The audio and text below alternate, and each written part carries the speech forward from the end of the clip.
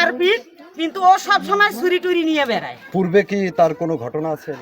পূর্বে তার অনেক ঘটনা এগুলো আমরা এলাকাবাসী দেখি, এলাকার সন্তান দেখি, এগুলো আমরা বলতে চাই নাই, ভয়ে বলি নাই। ওরা এত খারাপ মানুষ। আমাদের এখানে অনেক কিছুই ঘটে। ওরা মদারু গাঞ্জারু নিশারু মদ খায়, গাঞ্জা খায়। ওদের জন্য আমরা স্বাধীনতা ভাবে বেড়াইতে পারি না। এখন আমাদের সুস্থভাবে না পাই আইনের কাছে বা যেখানে আমরা যদি ওই বিচারটা না পাই, তাইলে আমরা কিভাবে বেড়াবো? কালেকশন করিয়ে ছেলেটাকে চিকিৎসা করি, সে তোদের কত টাকা হয়েছে আমরা দেখবো, তোদেরকে দেখবো। ওরা এরকম ভাবে আমাদেরকে শাসাইছে। তাহলে আমরা এখন কি করব? এখন আমরা কালেকশন করিয়ে, এলাকাবাসী কালেকশন করিয়ে ছেলেটার চিকিৎসার জন্য পাঠাইতেছি। কিন্তু যখন আমরা কালেকশন করি চিকিৎসার জন্য পাঠাই, তখন ওরা আমাদেরকে থ্রেট করে যে তোরা কালেকশন করিয়ে ছেলেটাকে চিকিৎসা করি, সে তোদের কত টাকা হয়েছে আমরা দেখবো, তোদেরকে দেখবো। ওরা এরকম ভাবে আমাদেরকে শাসাইছে। তাহলে আমরা এখন কি করব? মানে একজন বাসাতে আমার চাচার সম্পর্কে নাম তার সিরাজুল, বরং বাসাতে গিয়ে তা আমার হাতে মানে সিরাজুলকে আটক করার পর আমি আমাকে ফোন করে জানাই, আমি যাই মানে দেখতে, যে আমাকে আক্রমণ করছে, করিয়ে আমার হাতে কোপ দিছে, মানে দোকানের মানে ধারালো একটা অস্ত্র দিয়ে কোপ দিছে। 11 থেকে 12টা সিলাই পড়ছে। এন্ট্রি এখনো হয়নি, জিটি করিয়ে রাখছি আমি। অভিযোগ করা হয়েছে। খাওয়ানোর ব্যবস্থা করতেছে। তাদেরকে মনে করেন আডমিন এসে আবার ধুমকি দিয়ে গেছে যে কেউ যাদেরকে সাহায্য করে, ওদের পাশে দাঁড়ায়, তাহলে আমি তাদেরকেও শেষ করবো। তাদের পরিবারের বাচ্চাদেরকে ক্ষতি করবো, আহত করছে, এরকম আর কি করছে। এরকম হুমকি দিতে দিতেই একজন আমার ভাতিজাকে সে আবার ক্ষতি করছে, তার হাত কাটি দিয়েছে। শহীদুল আর যার মিলিয়ে আবার হাত কাটি দিয়েছে। তারা তাদের এখন অবস্থা এখন ওদের নামে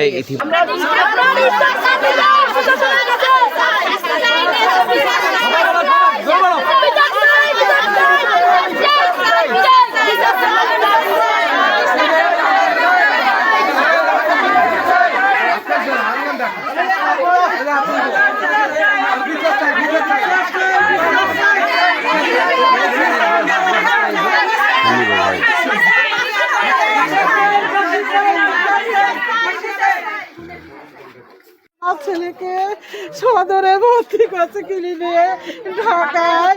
আমরা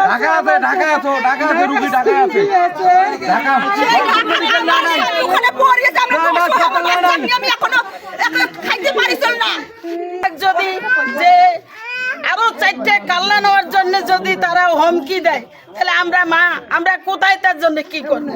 আমরাও তো আতঙ্ক আছি।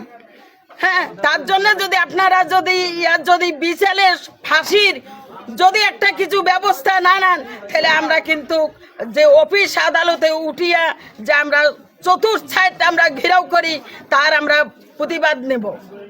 এই প্রতিবাদ নেওয়ার জন্যে যে আমরা সাংবাদিকের মাথায় সবকিছু ছাড়িয়ে দিছি।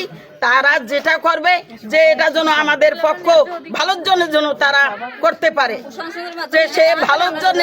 সে ছেলেটা একটা গরিব ছেলে, তার 2টা বাচ্চা, সে হাসপাতালে বাঁচবে কি বাঁচবে না সেটা আল্লাহ ভরসা। তার জন্য যে আমরা হাট ঘাট মাঠ হিন্দু মুসলমান যে আমরা তার জন্য টাকা কালেকশন করতেছি ছেলেটাকে বাঁচার জন্য। সে ছেলে যদি না বাঁচে, তাহলে তার বাচ্চা বউ, তাহলে তারা কি হবে?